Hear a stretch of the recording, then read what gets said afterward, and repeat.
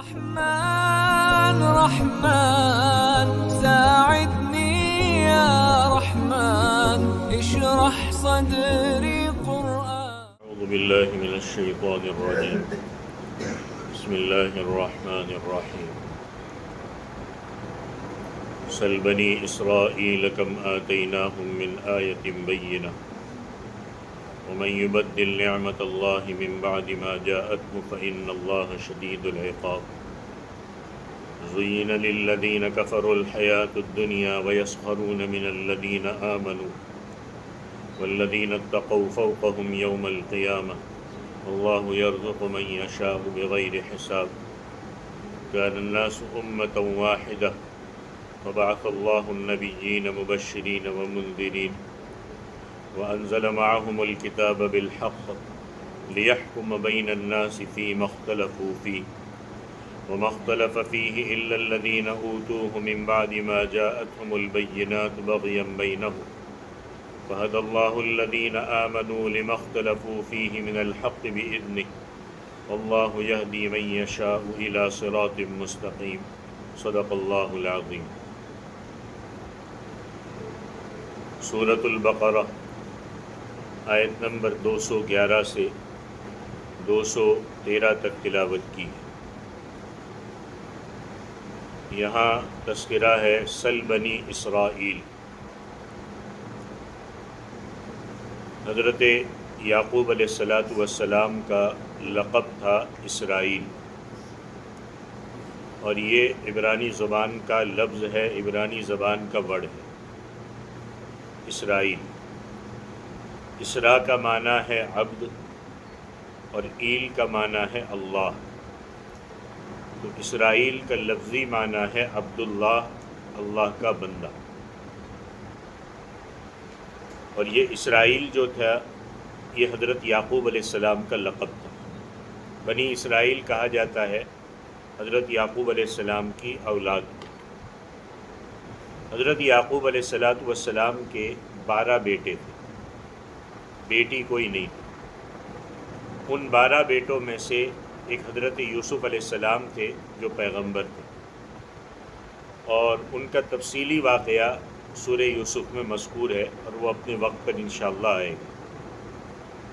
یہ جو بنی اسرائیل ہے نسل در نسل حضرت یعقوب علیہ السلام کے بعد سے لے کر کے ان پر اللہ تعالیٰ نے بڑے انعام فرمائے تھے، اور آپ نے بارہا سنے ہوں گے اور وقت پر ان کے تذکرے بھی آتے رہے.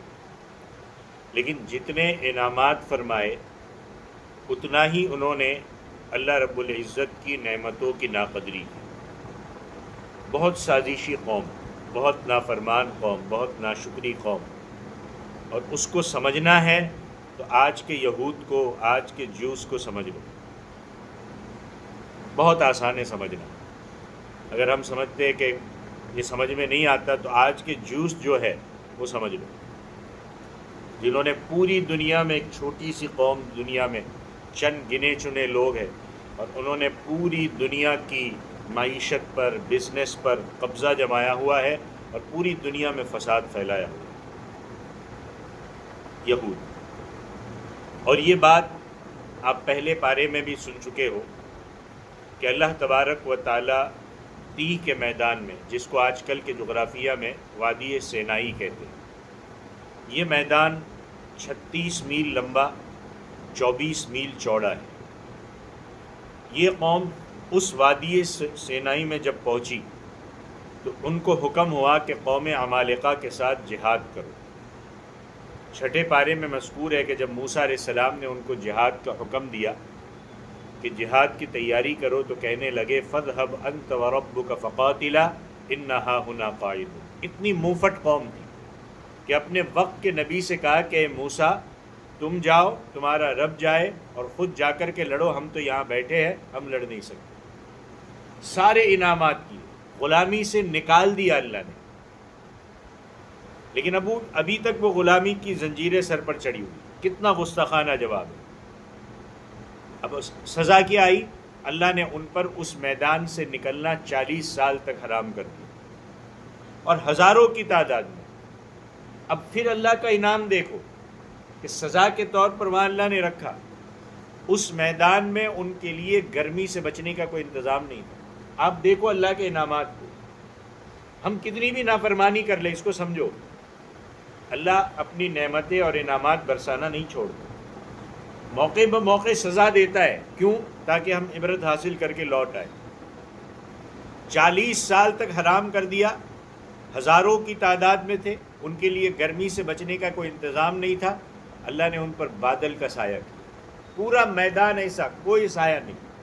اور عرب کا تو آپ کو پتہ ہے کیا صورتحال ہے، اللہ کہتے ہیں وَظَلَّلْنَا عَلَيْكُمُ الْغَمَامَ، ہم نے ان پر بادل کا سایہ کیا۔ وہاں پر کھانے کے لیے کچھ نہیں تھا، اللہ نے اس سزا کے دوران ان پر من و سلوہ، ایک تھال میں بھنے ہوئے بٹیر، ایک میں کھیر نازل کی کہ کھاؤ مزے سے صبح بھی اور شام بھی۔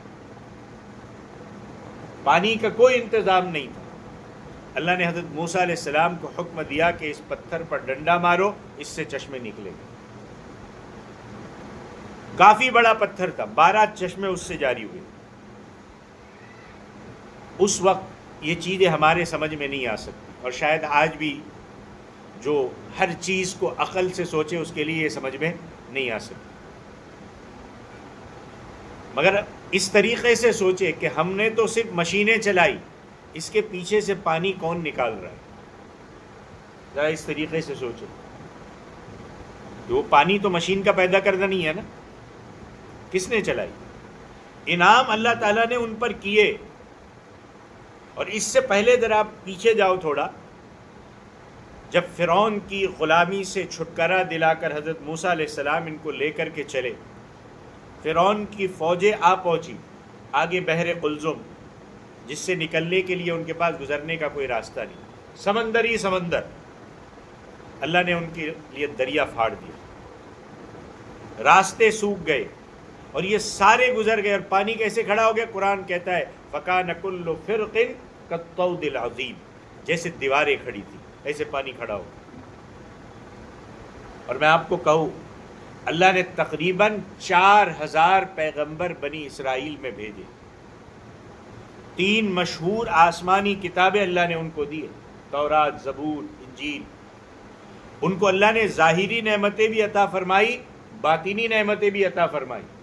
ان کی کتنی نافرمانیاں، کیا سازشیں، ان سب کو چھوڑیے، ان ظالموں نے کسی نعمت کی قدر نہ کی۔ انتہا کہاں تک پہنچی؟ یقتلون النبیین بغیر حق، کہ وہ نبیوں کو قتل کر دیتے تھے۔ ہماری تو کیا حیثیت، مسلمان کیا چیز ہے؟ نبیوں کو، پیغمبروں کو۔ اور میں آپ سے کہوں، ایک دن میں انہوں نے پورے علاقے میں 43 پیغمبر شہید کیے۔ اتنے 43 پیغمبر ایک دن میں شہید کیے۔ انہوں نے حضرت یحییٰ کو شہید کیا، حضرت زکریا کو شہید کیا، حضرت شعیہ کو شہید کیا، اور ایک دن پورا بھی نہیں لیا، صبح سے دوپہر کا وقت۔ تو آج کل کے 75,000 بچوں کو، 1.5 لاکھ بچوں کو مارنا ان کے لیے کوئی مشکل نہیں۔ خونخوار قوم ہے یہ، اپنے مفاد کے سامنے کچھ نہیں دیکھتے۔ پوری دنیا کو یہ جنگ میں جھونک سکتے اپنے مفاد کے سامنے، پوری دنیا کا خون کر سکتے، یہ صرف اپنا فائدہ دیکھیں گے۔ اور اپنے ہی مفاد کے لیے انہوں نے پورے مڈل ایسٹ کو اس وقت جنگ میں جھونکا ہوا، اپنے فائدے کے لیے۔ ایک مومن کے متعلق حدیث میں آتا ہے کہ دنیا کا فنا ہو جانا اللہ کے نزدیک ایک مومن کے ناحق قتل سے آسان ہے۔ دنیا کا فنا ہو جانا، تو پیغمبر تو پیغمبر ہوتا ہے، اس کے قتل کا کتنا بڑا گناہ ہوگا، اور اس وجہ سے اللہ نے ان پر عذاب نازل فرمایا۔ اور عذاب کا ذکر بھی قرآن میں موجود ہے، کہیں اللہ تعالیٰ نے ان پر طاعون کی بیماری مسلط فرمائی، لیکن نہیں مانے وہ۔ اور یہ چیزیں اللہ نے کیوں بیان کی ہے؟ تاکہ ہم اس سے سمجھ کر کے عبرت حاصل کریں کہ کہیں ہم لگاتار یہودیوں والی صفات تو اپنائے ہوئے نہیں ہیں کہ ہم نافرمانی پر نافرمانی کرتے چلے جا رہے ہیں، اللہ کی طرف سے سزائیں الگ الگ شکل میں آتی چلی جا رہی ہے، لیکن ہم ماننے کے لیے تیار نہیں ہیں۔ اللہ نے طاعون کی بیماری مسلط کی، اور چند گھنٹوں میں 70,000 کے لگ بھگ مر گئے۔ پچھلے دنوں کووڈ آیا، وہ چاہے کچھ بھی ہو، چاہے لوگ کچھ بھی کہے اس کو، لیکن اللہ کی مشیت کے بغیر کچھ نہیں ہوتا، اللہ کی چاہت کے بغیر کچھ بھی نہیں ہوتا۔ ہزاروں اور لاکھوں کی لاشیں لگ گئی، اس قوم میں اللہ نے بندر اور خنزیر بنایا، وَجَعَلَ مِنْهُمُ الْقِرَدَةَ وَالْخَنَازِيرَ، ان پر طوفان کا عذاب آیا، ان پر اللہ نے مینڈک مسلط کر دی، لیکن وہ قوم نہیں مانی۔ اللہ اس کا اجمالی طور پر یہاں ذکر فرماتے، تفصیلی جب موقع آئے گا ہم کہیں گے۔ سل بنی اسرائیل کم آتیناہم من آیت بینہ، اللہ کہتے ہیں آپ پوچھئے بنی اسرائیل سے کہ کتنی ہم نے ان کو قدرت کی نشانیاں دی، لیکن نیچر نشانیاں، وَمَن يُبَدِّلْ نِعْمَةَ اللَّهِ مِن بَعْدِ مَا جَاءَتْ، کہ جو شخص اللہ کی نعمتوں کو بدل دے، اللہ کے انعامات کی پرواہ نہ کرے بعد اس کے کہ وہ نعمتیں اس کے پاس آ چکی، وہ مال کے چکر میں، حکومت کے چکر میں آپے سے باہر ہو جائے، خوخار ہو جائے، اللہ کہتے فَإِنَّ اللَّهَ شَدِيدُ الْعِقَابِ، اللہ تعالیٰ سخت سزا دینے والا ہے۔ یہ اللہ ہمیں سمجھا رہے۔ اب اللہ نے ان کو کیسی کیسی سزائیں دی؟ بندر بنایا، خنزیر بنایا، شہریں مسخ کیے، اور ایک قوم کو تو اللہ نے چوہے بنا دیا، 3 دن کے بعد مر گئے، ان میں سے کوئی نہیں بچا۔ تو جو اللہ کی نعمت کو بدل دے اللہ اس کو سخت سزا دے۔ ہمارے اوپر کیوں یہ نہیں آ رہا ہے؟ رسول اللہ کی دعائیں کا اثر ہے، ورنہ ہم نے ہر قوم کے اندر ایک ایک گناہ ہوتے تھے۔ قوم لوط کا ایک گناہ تھا، قوم شعیب کا ایک گناہ تھا، قوم صالح کا ایک گناہ تھا، اور الگ الگ نبیوں کی قوموں کا الگ گناہ تھا، ہم نے وہ سارے کر دیے۔ رسول اللہ کی دعاؤں کا اثر۔ آگے اللہ تعالیٰ فرماتے زُيِّنَ لِلَّذِينَ كَفَرُوا الْحَيَاةُ الدُّنْيَا، لیکن اللہ نے مہلت دی ہے۔ اس وقت کی 1000 سال کی عمر تھی، 1500 سال کی عمریں تھی، تو سزائیں بھی آتی تھی، فوراً پکڑ بھی ہوتی تھی، صبح لکھ دیا جاتا تھا اس کے سر پہ یا اس کی دیوار پہ کہ اس نے یہ گناہ کیا۔ ہم بچے ہوئے، لیکن ہم کو اللہ نے مہلت دی ہے زیادہ سے زیادہ 60-70 سال، اور وہ بھی 60-70 سال ملے نہیں پتہ، جانا اللہ کے پاس۔ اللہ کہتے سن لو زُيِّنَ لِلَّذِينَ كَفَرُوا الْحَيَاةُ الدُّنْيَا، خوبصورت بنا کر پیش کی گئی ان لوگوں کے لیے جو اللہ کا انکار کرتے ہیں دنیا کی زندگی۔ نگاہ میں دنیا ہی دنیا ہے، دنیا کی ترقی، دنیا کا عروج ان کے سامنے بس۔ اور پھر یہ جو جب اللہ کا انکار کرتے، اللہ کے نافرمان بنتے، اللہ سے دور ہوتے، اور صرف دنیا ترقی میں دکھتی ہے تو وہ کیا کرتے ہیں؟ وَيَسْخَرُونَ مِنَ الَّذِينَ آمَنُوا، ایمان والوں کا مذاق اڑاتے۔ دیکھو یہ پرانے زمانے کے لوگ، یہ داڑھی ٹوپی والے، یہ اونچے پائجامے والے، یہ ٹوپی والے، یہ پرانے زمانے میں ہی رہیں گے، ان کے پھٹے پرانے کپڑے، ان کی غربت، ان کا مذاق اڑاتے۔ اور دیکھو ذرا شوٹ بوٹ میں رہو، ذرا دیکھو ذرا تھوڑا، مذاق اڑاتے۔ اللہ فرماتے سن لو، ابھی تو مذاق اڑا لو، اور جن کا مذاق اڑاتے ان کو کوئی فرق پڑتا نہیں۔ اللہ کہتے والذین اتقوا فوقہم یوم القیامہ، وہ لوگ جو کفر و شرک سے بچے، وہ لوگ جو متقی بنے، وہ ان نافرمانوں کے، ان انکار کرنے والوں کے اوپر ہوں گے قیامت والے دن۔ اونچے کس لحاظ سے؟ کہ ایک تو جنت اوپر ہے، اوپر ہوں گے، دوزخ نیچے ہو۔ کس لحاظ سے؟ درجے کے اعتبار سے، مرتبے کے اعتبار سے، کہ کہاں ایمان والا، کہاں اللہ کا انکار کرنے والا۔ یہ آسمان اور زمین سے بھی بڑھ کر فرق ہے۔ 8ویں پارے میں آتا ہے، جس کا ترجمہ یہ ہے کہ جنت والے دوزخیوں کو جب نیچے دیکھیں گے اوپر سے تو کہیں گے کہ ہم نے ہمارے رب کا وہ وعدہ جو ہمارے رب نے ہم سے کیا تھا کہ اللہ کے فرما بردار بنو، جنت ملے گی، ہم نے وہ وعدہ سچا پایا۔ اب وہ پوچھیں گے کہ تمہارے رب نے تم سے جو وعدہ کیا تھا تم نے سچا پایا؟ اللہ کے علاوہ کو مانتے تھے، اور پھر اگر اللہ کی بات مان لو کہ اللہ نے کہا کہ نہیں مانو گے تو جہنم میں جاؤ گے۔ یعنی دنیا میں تم ہمیں تانے دیتے تھے اور کہتے تھے کہ اے فاقے کاٹنے والو، کیا تم سچے ہو؟ کیا ہمارے سچے ہونے کا پتہ چل گیا؟ آپ کو پتہ چلا؟ وہ جنت والے جہنم والوں کو کہیں گے، اور وہ زندگی پھر ہمیشہ ہمیش کی ہے۔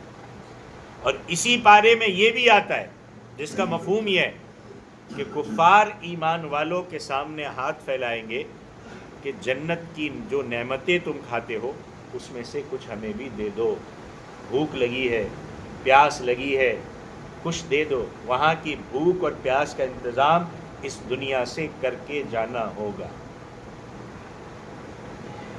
یہاں کا روپیہ، یہاں کا محل، وہاں کے کھانے اور پانی کا انتظام نہیں کرے گا، یہاں سے کر کے جانا ہوگا۔ اور وہ کہیں گے کہ ذرا دے دو۔ یہاں تو سارے چند ملکوں کا بادشاہ بھی سب ایک ساتھ زمین میں دفنا دیا۔ آخرت میں معاملے اللہ کے یہاں فیصلے اعمال کے مطابق ہوں گے۔ تو کہیں گے ہمیں دے دو۔ اس وقت ایمان والے جواب دیں گے کہ دنیا میں تو اللہ سب کو دیتا تھا، لیکن یہاں ان اللہ حرمہما علی الکافرین، کہ ہم یہ پانی اور یہ کھانا تمہیں دینے کے مجاز نہیں ہے، تمہیں دینے کی اجازت نہیں ہے، اس لیے کہ اللہ نے یہ رزق اور پانی اب انکار کرنے والوں پر حرام کر دیا، دنیا میں سب کو دیا۔ تو اس وقت معلوم ہوگا کہ تم دنیا میں ان کا مذاق اڑاتے تھے، تو رزق کی زیادہ ہونا یہ اللہ کے یہاں قبول ہونے کی دلیل نہیں ہے، پیسہ ہونا اللہ کے یہاں قبول ہونے کی دلیل نہیں ہے، بنگلہ اور گاڑی اور سٹیٹس ہونا اللہ کے یہاں قبول ہونے کی دلیل نہیں ہے۔ رزق واللہ یرزق من یشاء بغیر حساب، اللہ رزق دیتا ہے جس کو چاہتا ہے بغیر حساب کے۔ رزق کا زیادہ ملنا اگر اللہ کے یہاں قبول ہونے کی علامت ہے تو معاذ اللہ پھر یہ کہنا پڑے گا کہ قارون تو اللہ کا بہت بڑا پیارا تھا، جس کا ذکر قرآن میں آتا ہے کہ قارون کے پاس اتنے خزانے تھے کہ ان کی چابیوں کو صرف ایک اچھی خاصی جماعت اٹھاتی، چابیوں کو صرف کئی اونٹ اٹھاتے تھے۔ عصبہ کا لفظ آتا ہے، اور عصبہ کا لفظ 10 سے لے کر 40 تک بولا جاتا ہے، یعنی صرف چابیاں، خزانے نہیں، اس خزانوں کی چابیاں اتنا اٹھاتے تھے۔ تو جس کے خزانوں کی چابیاں اچھی خاصی جماعت اٹھاتی تھی، اس کے خزانوں کا تم خود اندازہ لگا، لیکن کیا انجام ہوا۔ اسی طرح معاذ اللہ، اور پھر معاذ اللہ کہہ رہا ہوں، حدیثیں تم سنتے رہتے ہو کہ آپ صلی اللہ علیہ وسلم نے جو کی روٹی بھی 2 دن پیٹ بھر کر نہیں کھائی۔ حضرت صلی اللہ علیہ وسلم کو 2 دن مسلسل جو کی روٹی بھی پیٹ بھر کر نصیب نہیں ہوئی، اور 3 مہینے گزر جاتے تھے، چولہے میں آگ نہیں جلتی، پکانے کے لیے کوئی چیز نہیں ہوتی تھی، سب برداشت کیا۔ آج ہم ایک چکنی چپڑی روٹی پہ 100 روپے پہ بک جاتے ہیں، ایمان کو بیچ دیتے، کوئی چیز نہیں تھی۔ پھر معاذ اللہ یہ کہنا پڑے گا، پھر معاذ اللہ کہہ رہا ہوں کہ ہمارا جو آج کا پیمانہ ہے اس کے حساب سے تو معاذ اللہ آپ صلی اللہ علیہ وسلم سے اللہ تعالیٰ ناراض تھے، کیونکہ آپ صلی اللہ علیہ وسلم کے پاس تو ظاہر کا کچھ بھی نہیں تھا۔ آپ صلی اللہ علیہ وسلم کے پاس ایک چھوٹا سا کمرہ تھا، ایک آدھ مرتبہ چراغ جلانے کا ذکر آتا ہے اسے گھر میں، باقی اس گھر میں چراغ بھی روشن نہیں ہوتا تھا، کیونکہ تھا ہی نہیں، اتنی توفیق ہی نہیں تھی۔ سحری کا وقت ہوتا تھا، اللہ کے نبی نماز میں مشغول ہوتے تھے، کمرے کی تنگی بتا رہا ہوں میں آپ کو۔ حضرت عائشہ صدیقہ رضی اللہ تعالیٰ عنہ آپ صلی اللہ علیہ وسلم کے سامنے اس طرح لیٹی ہوتی تھی جیسے سامنے جنازہ پڑا ہوتا ہے، ایسے پیر سمیٹ کر۔ آپ صلی اللہ علیہ وسلم دیر تک نماز میں قرآن کریم پڑھتے رہتے تھے۔ جب رکوع کے بعد سجدے میں جاتے تھے تو بخاری شریف کی روایت ہے کہ آپ صلی اللہ علیہ وسلم اپنے ہاتھوں سے حضرت عائشہ صدیقہ رضی اللہ تعالیٰ عنہ کی ٹانگیں دبا دیتے تھے، وہ ٹانگیں سمیٹ لیتی تھی۔ پھر آپ صلی اللہ علیہ وسلم سجدہ کرتے تھے، ورنہ سجدہ نہیں ہو سکتا۔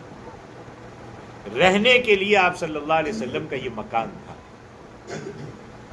یہ قربانیاں دی، سب کچھ برداشت کیا، لیکن یہ امت اپنے نبی کے احسانات کو بھول گئی۔ تو فرمایا کہ ان کو سمجھ لینا چاہیے کہ قبولیت مال میں نہیں ہے. ٹھیک ہے، کماؤ، کرو، حاصل کرو، اپنی ساری ضرورتوں کو سامنے رکھو، لیکن اس کو مقصد مت بناؤ. یہ مت سمجھو کہ یہ ہے تو ہم کامیاب ہیں، کیونکہ آنکھ بند ہوئی کہ یہاں کا یہاں رہ جائے. اس کے بعد ساری چیزیں آخرت کے مراحل شروع ہوں.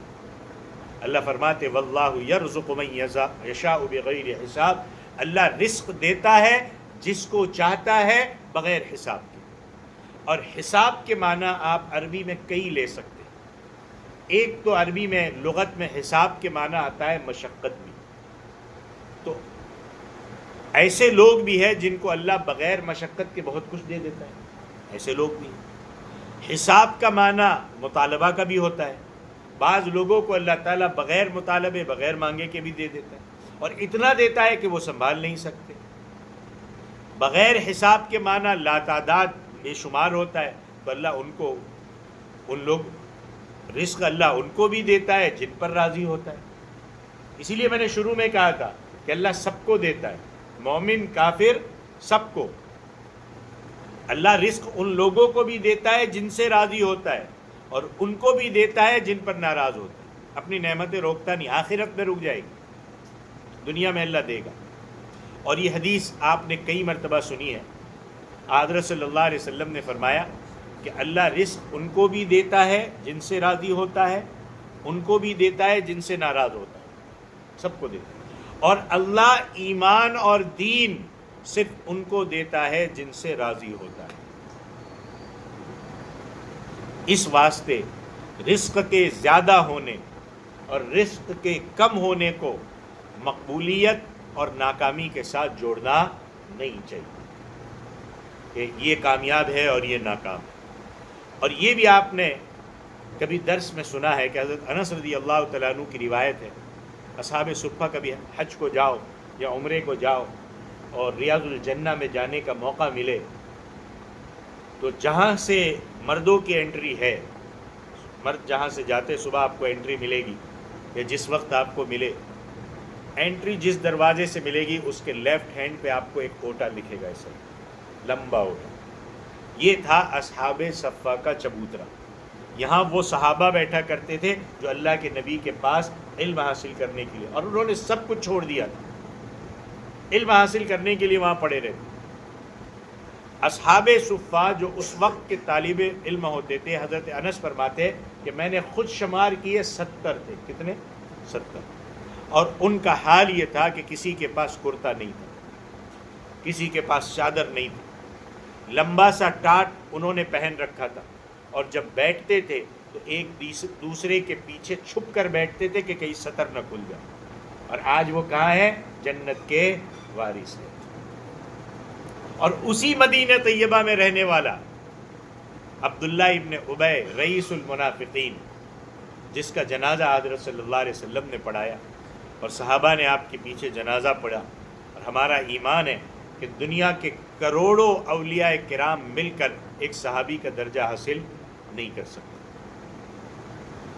اور اس عبداللہ ابن ابی منافقین کے سردار کو آپ صلی اللہ علیہ وسلم نے اپنا کرتا، اپنا قمیص مبارک بھی اپنے جسم مبارک سے اتار کر اس کو کفن کے طور پر دیا. یہ تھی شفقت ہمارے نبی کی. اور ہم آپس میں لڑ رہے ہیں. منافق کو دے دیا، اپنا لعاب مبارک اس کے جسم پر لگایا. اس سے زیادہ اور کیا ہو سکتا ہے؟ اس کے بارے میں اللہ نے قرآن میں فرمایا، عبداللہ ابن ابی کے بارے میں اللہ کے نبی نے پڑھا دی، لیکن بعد میں اللہ کی طرف سے آیت اتری کہ ان تستغفر لهم 70 مرۃ فلن یغفر اللہ لهم، کہ اگر آپ اس کے لیے 70 مرتبہ بھی استغفار کریں اللہ اس کو نہیں بخشے گا. سردار تھا، مال و دولت والا تھا، لیکن اللہ نے کہا نہیں بخشوں گا. اور وہ 70 جن کے پاس ٹوٹے پھوٹے قمیص، پہننے کو چادر نہیں، جنت کے وارث. آگے اللہ فرماتے کان الناس امۃ واحدہ، سارے لوگ ایک ہی جماعت تھے. حضرت آدم علیہ السلام کی عمر تھی 1000 سال. اور عقیدہ میں آپ کو یہ آج کہہ دوں، اور اس سے پہلے بھی میں نے کہا ہے، عقیدہ سب کا ایک ہی ہوتا تھا اور آج تک ہے.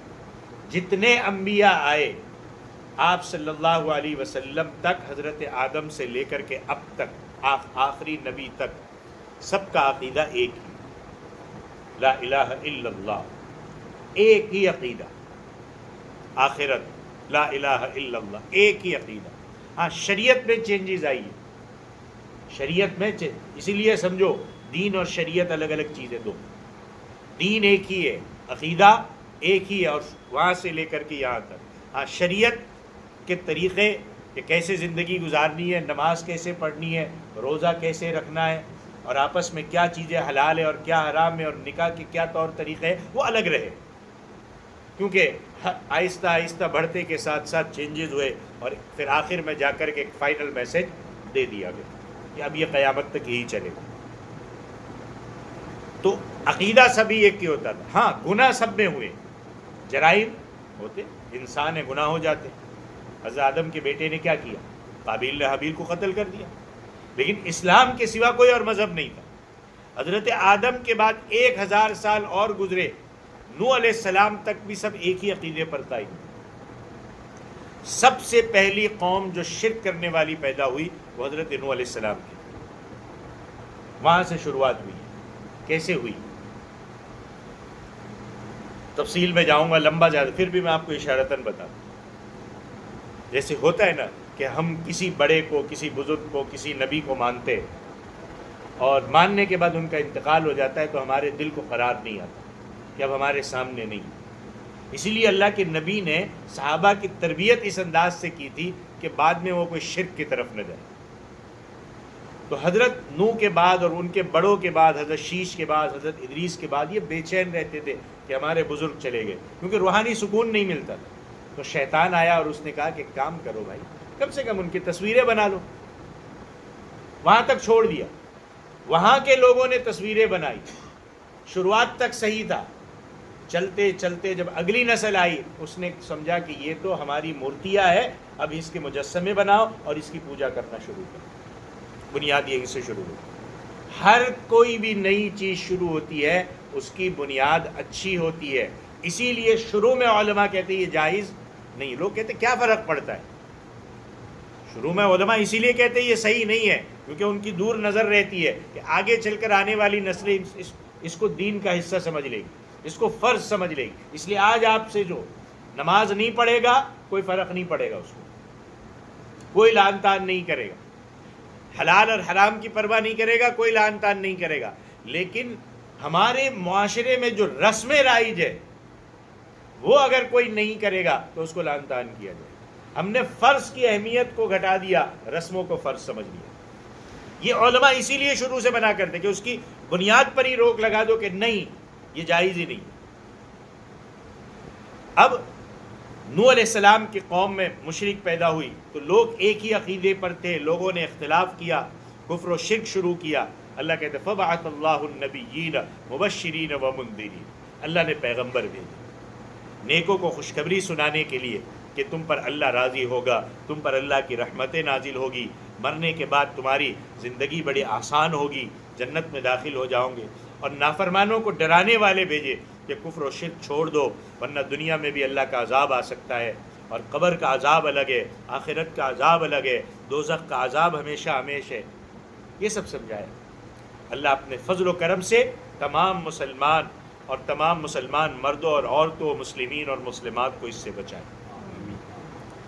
تو اللہ نے ڈرانے والے بھیجے، سمجھانے والے بھیجے۔ وَأَنزَلَ مَعَهُمُ الْكِتَابَ، اور اللہ نے پیغمبروں پر کتابیں نازل فرمائے، صحیفے نازل فرمائے، وحی نازل فرمائے، بالحق، حق کے ساتھ۔ کیوں بھیجا اللہ نے وہ کتابیں؟ غور سے سنیے گا، لِيَحْكُمَ بَيْنَ النَّاسِ فِي مَا اخْتَلَفُوا فِيهِ، تمہارا اختلاف اگر ختم کرنا ہے تو آپ کو اپنے آپ کو اس کتاب سے جوڑنا پڑے تاکہ وہ کتابیں فیصلہ کرے لوگوں کے درمیان ان چیزوں میں جن میں لوگوں نے اختلاف کیا۔ یعنی جب اب آپس میں ٹکراؤ شروع ہو تو اللہ نے پیغمبر بھیجے، انہوں نے حق سمجھایا، اللہ نے کتاب بھیجی، باطل کو واضح کیا کہ یہ حق ہے، یہ باطل ہے، اس کو اپناؤ اور ان کے نزدیک نہ جاؤ۔ اب کیا ہوا؟ سب آ گیا، حق آ گیا، نبی بھی آ گئے، کتابیں بھی آ گئی۔ غور سے سنیے گا، میں آگے سمجھاؤں گا۔ وَمَا اخْتَلَفَ فِيهِ إِلَّا الَّذِينَ مِن بَعْدِ مَا جَاءَتْهُمُ الْبَيِّنَةُ، سب آ گیا۔ اب نہیں اختلاف کیا اس میں مگر ان لوگوں نے جن کو کتابیں دی گئی۔ کتاب والے ہی آپس میں لڑ پڑے کہ یہ صحیح، میں صحیح تو صحیح۔ اور کب لڑ پڑے؟ بعد اس کے کہ ان کے پاس واضح دلیلیں پہنچ گئی۔ وہ غلط فہمی کا شکار نہیں تھے، وہ ضد تھی، حق کے ساتھ ہٹ دھرمی تھی۔ اب مجھے بتاؤ کہ اللہ نے قرآن نہیں بھیجا؟ کیا اللہ نے رسول اللہ نہیں بھیجے؟ کیا ہمارے سامنے ان کی ساری زندگی نہیں ہے؟ کیا ہم اختلاف کی صورت کو ختم کرنے کے لیے اپنے آپ کو قرآن کے ساتھ نہیں جوڑ سکتے؟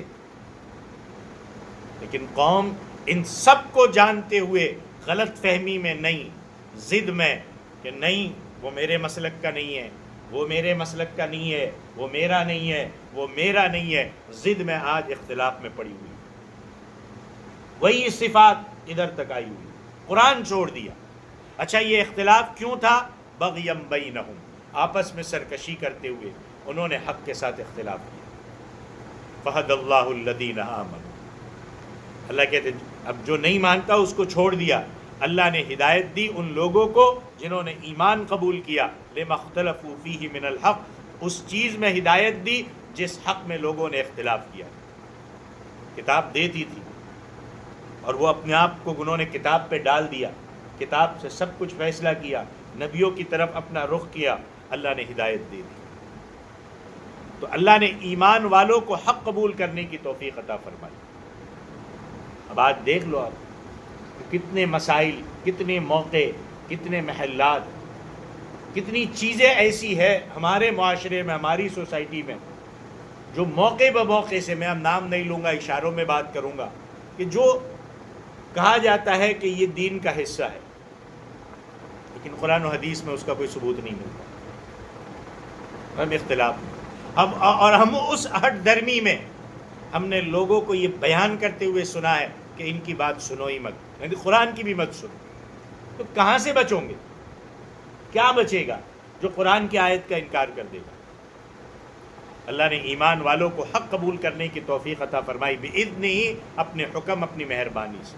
انہوں نے کوشش کی، اللہ نے اپنی مہربانی فرمائی۔